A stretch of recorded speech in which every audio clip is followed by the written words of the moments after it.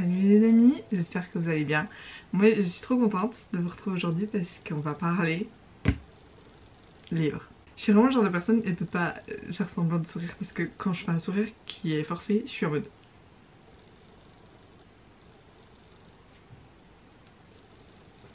You know? Je sais, tout le monde est surpris. On va parler de livres. I know. Groundbreaking. J'ai vu pas mal de vidéos sur TikTok en mode les 10 livres que j'ai envie de lire avant la fin de l'année.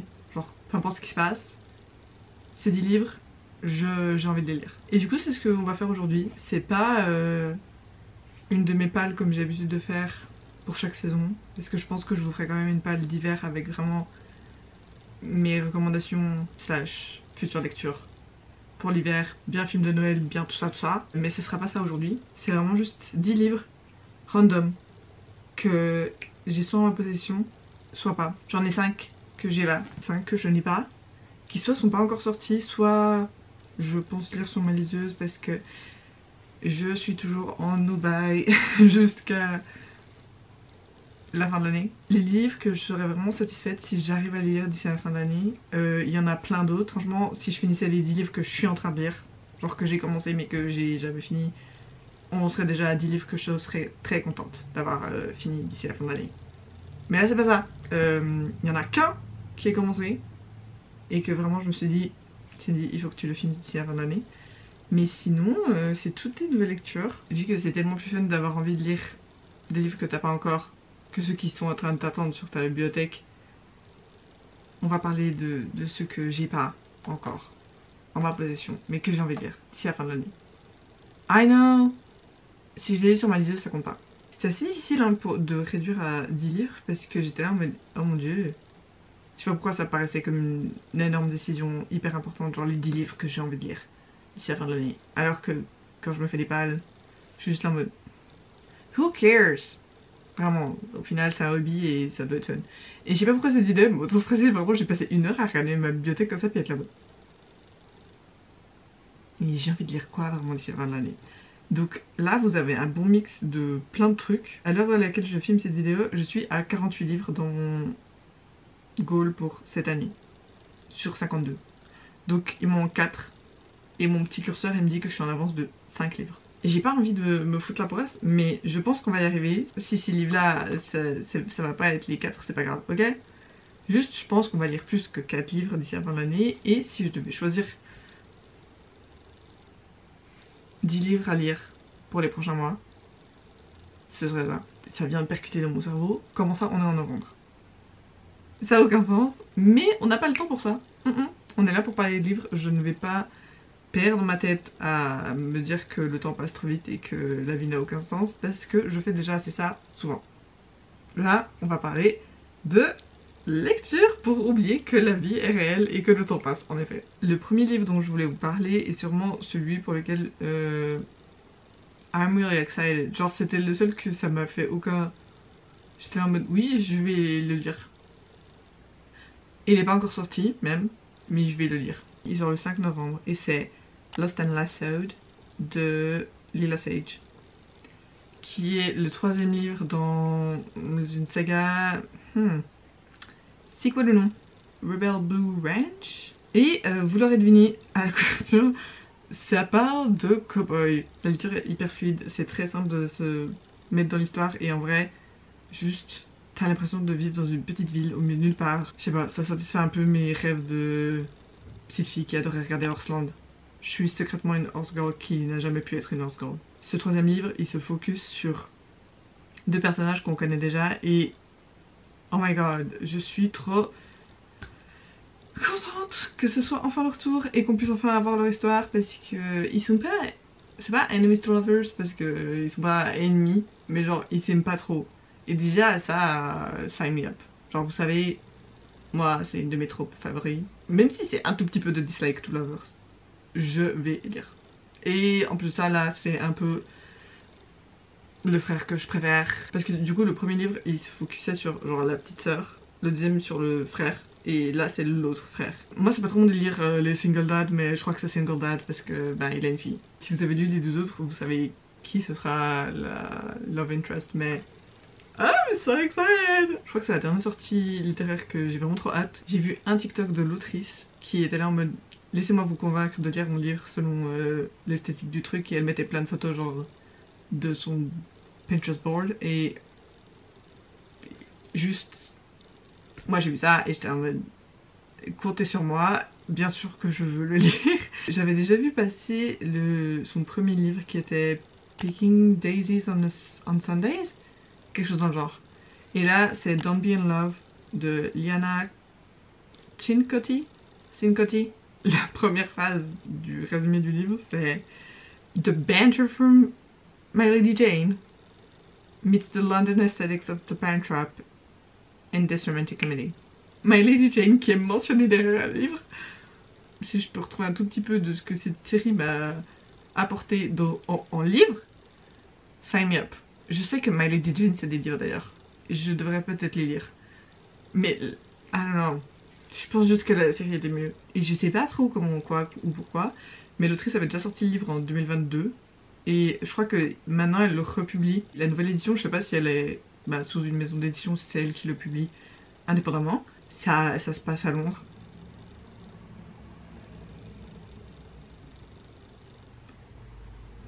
I don't need much more. Mais si vous avez besoin de plus, en gros ça parle de Adelaide. D'ailleurs, quel prénom même. Genre... Je suppose qu'en anglais c'est peut-être un peu mieux, mais rien que de devoir le dire qu'elle s'appelle Adelaide et qu'elle a 21 ans, ça colle pas ensemble. Elle transfère dans une université, genre son université de rêve à Londres et tout se passe trop bien, elle est trop contente, machin machin.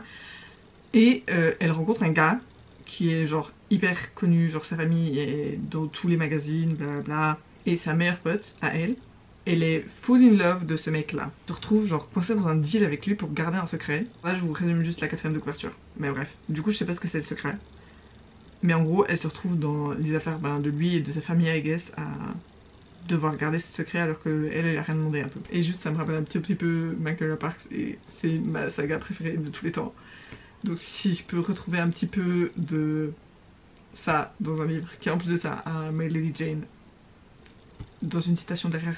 Il me semble que c'était dans ma palle de cet automne que je vous parlais de mon envie de lire du Mary McFarlane. Je sais toujours pas comment on dit son nom, mais je crois que je me suis décidée. Et mon premier ça va être Just Last Night, juste parce qu'il a les meilleures revues et que c'est aussi celui dont j'ai entendu le plus parler. Et j'ai pas vraiment envie de savoir plus que ça. Genre j'ai un peu envie d'être surprise par la façon dont elle écrit parce que apparemment c'est ce qui attire les gens et que elle a une plume trop unique. Donc j'ai bien envie d'aller un peu à l'aveugle. Mais c'est une romance quand même, il me semble. Mais peut-être avec des sujets un peu plus deep. I don't know, I don't really know. Je crois que c'est genre 2 meilleurs potes. Et que c'est second chance. Mais je pourrais avoir tort, encore une fois. Et je veux juste pas trop en savoir. Genre je veux juste vraiment découvrir cet auteur. Et si ce livre là c'est pas pour moi, je lirai autre chose d'elle. Le prochain livre c'est d'une auteure que je connais, qui est Dolly Alderson. Je dis je connais comme si c'était ma best friend. Alors qu'en vrai non, j'ai déjà lu Everything I Know About Love. Et là c'est Dear Dolly. En plus d'écrire des livres, elle est journaliste et elle écrit pour le Sunday Times. Et dedans elle a une colonne où justement elle reçoit plein de questions. Ce bouquin là est basé sur toutes les questions et tout ce qu'elle peut recevoir de son public depuis qu'elle travaille au Sunday Times. En plus de ça, c'est pas une fiction et c'est genre la vraie vie. C'est difficile de se réinventer et de décrire autre chose qui est pas forcément sur toi. Et je pense que ça peut être trop bien comme façon de voir les choses. La première fois que j'avais essayé de lire Everything I Know About Love, je pensais que j'allais pas le finir et que j'allais détester. Et après, je l'avais repris à un moment donné et j'avais adoré. Donc, I don't know.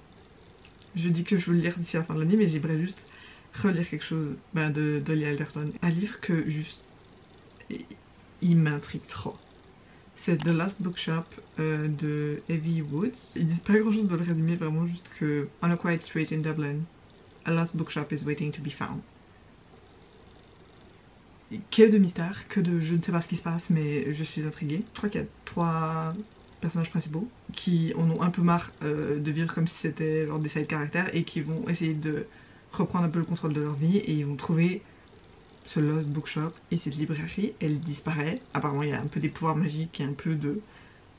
il y a un mystère. clairement. Pour parler maintenant des livres que j'ai en ma possession et que j'aimerais beaucoup avoir lu d'ici la fin de l'année. Franchement, je regardais comme ça ma petite tirette là, TBR.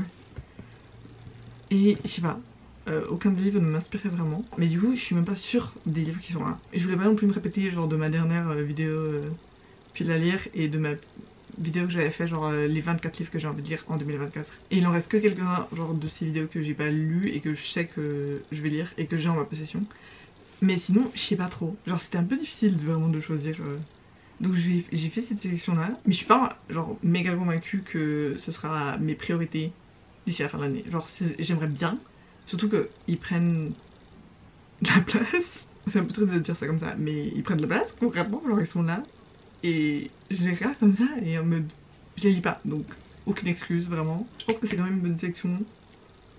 Si je les lis pas tous d'ici à la fin de l'année. Me tapez pas dessus, ok. En premier lieu, on a Solitaire de Alice Oseman, qui vous saviez pas est la personne qui a écrit Heartstopper. Et elle écrit pas que des romans graphiques, elle écrit aussi des romans avec des mots. Et Solitaire, c'est l'histoire de Tori, donc la sœur à Charlie dans Heartstopper. Et c'est un personnage que j'aime trop. Vu que maintenant dans la série, il y a beaucoup plus de son histoire à elle, bah, j'ai envie de voir à quel point ça sort aussi de ça et à quel point dans ça c'est plus détaillé ou moins détaillé, alors. Et je sais que Tori elle peut paraître comme très... Enfin comme si en mode... ce personnage pourrait être un personnage secondaire qui a pas grand chose à dire ou quoi, mais moi je pense qu'elle a plein de choses à raconter et que son histoire est hyper importante. Je l'ai pas encore lu mais je sens que je vais passer un bon moment. J'avais déjà mentionné dans quelques vidéos mais j'ai commencé à lire au début de l'année les chroniques de Narnia. Et je sais pas quand est-ce que j'ai lu le dernier, mais je suis au 3. Et celui-là m'a un peu découragée de lire la suite, mais le prochain qui me reste à lire, c'est Prince Caspian. Et l'idée de me dire que c'est Prince Caspian, ça me redonne envie de me relancer dans cette saga. Qui, dans ma tête, correspond un peu à la fin de l'année de toute façon. Même si en vrai, c'est pas du tout le monde de Narnia en mode... avec la neige et l'hiver éternel, tout ça. Mais je sais pas, dans ma tête, Narnia c'est un peu très la fin de l'année. Et quand j'ai envie d'être cosy et envie d'être chez moi, à me plonger des histoires qui sont un peu magiques. Malgré cette couverture très random. Dans ma tête, Prince Caspian c'est Ben Barnes. Donc j'ai pas besoin de plus de motivation. Un livre sur lequel je suis tombée par hasard une fois dans une boîte à livres. Et que honnêtement, j'ai pris parce qu'il y avait un chat sur la couverture. Et le titre aussi parce que c'est If Cats Disappeared from the World. Déjà ce serait très triste. En gros on sait que notre personnage principal il a un certain nombre de jours à vivre en mode ses jours sont comptés. Jusqu'au moment où il fait un pacte avec le diable. Il doit faire disparaître quelque chose du monde pour continuer à vivre. Ça a l'air un peu mode te faire réfléchir sur what's the meaning of life, blablabla, bla, bla, bla. Mais je sais pas, ça m'intrigue. Une lecture que j'ai commencé cette année. Et pour une raison qui m'échappe, mon marque-page est là. Je sais pas pourquoi, j'ai arrêté un jour et depuis mon marque-page il reste là. La lecture avance pas. C'est The Lost Property de Ellen Paris. Je sais pas comment vous expliquer mais j'ai lu presque la moitié et j'ai l'impression qu'il se passait pas grand chose. Mais j'aimerais le finir. La couverture est trop belle. Elle vit vraiment une vie hyper... pas satisfaisante pour elle, genre elle a vraiment juste son travail et elle s'ennuie. Et en gros elle travaille pour genre le département des objets perdus pour les transports à Londres. Jusqu'au jour où il y a un passager qui a perdu genre le sac à son épouse et son épouse est décédée et genre il a trouvé un attachement sentimental à ce sac et là elle est là en mode peu importe ce qui se passe, je vais retrouver ce sac. Elle partit un peu dans une quête à travers les objets perdus et tous les objets perdus ont un peu une histoire. Et je sais pas, genre le résumé de l'histoire m'avait trop vendu du rêve et au final quand j'étais en train de lire, c'était pas vraiment ça. Mais j'aimerais beaucoup quand même le lire d'ici la fin de l'année parce que je l'ai commencé et c'est un peu ridicule. Si vous saviez le nombre de livres où j'ai un marque-page comme ça et qui me regarde comme ça en mode Cindy, pourquoi t'es en train de commencer des sagas à n'en plus finir? Tu lis 50 000 livres qui ont rien à voir avec nous alors que nous on est là et on t'attend. Lui vraiment, si je l'ai pas lu d'ici la fin de l'année, là par contre, vous avez le droit de me crier dessus. Et d'ici la fin de l'année, j'aimerais beaucoup lire un livre en français. Je pense que vous l'avez noté, mais je lis principalement en anglais. J'aime pas vraiment lire l'anglais traduit en français. J'ai l'impression que je suis un peu genre retombée amoureuse de la lecture en relisant en anglais, en partie à cause de mes études et du fait que je lisais plein de livres en anglais. Du coup, j'ai l'impression que je l'ai plus du tout en français. Et pourtant, je sais pas si c'est parce que j'ai associé au fait de lire des livres pour les cours, genre avant, genre en mode au lycée, et les trucs genre je devais me forcer à lire et que j'aimais pas forcément. Tout ça pour dire, je lis plus beaucoup en français et j'ai l'impression que vraiment ça impacte même la façon dont je parle. Je regarde tous mes films en anglais, toutes mes séries en anglais et je lis en anglais et je passe beaucoup de mon temps à faire ça. Et j'ai l'impression que je trouve plus mes mots quand je filme mes vidéos et tout.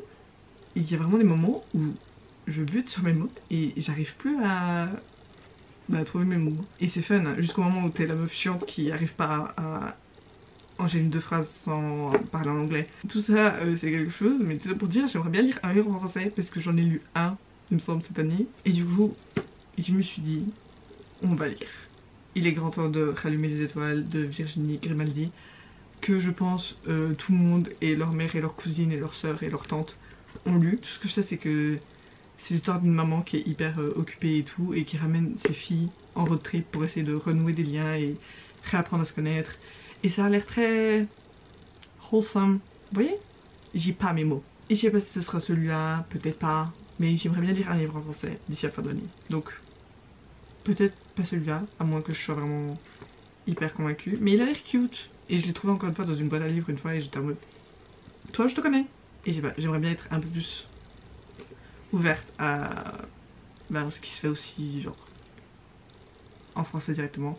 Parce que j'ai beau pas forcément aimer lire des trucs traduits, je peux lire aussi des trucs qui sont juste écrits en français à la base. C'était les 5 lectures que j'ai en vrai et les 5 lectures que j'ai pas encore mais que j'aimerais bien lire d'ici la fin de l'année. C'est les 10 lectures que j'aimerais lire d'ici fin 2024. Et oh mon dieu, ça arrive si vite. J'ai vraiment peur. Mais hormis ça, j'espère que vous avez passé un bon moment. Moi, comme d'habitude, je parle de livres et c'est tout ce qu'il me faut, vraiment. Donc, merci de m'écouter. Et en attendant une prochaine vidéo, surtout, prenez soin de vous. Moi, je vous vois très bientôt. Bye!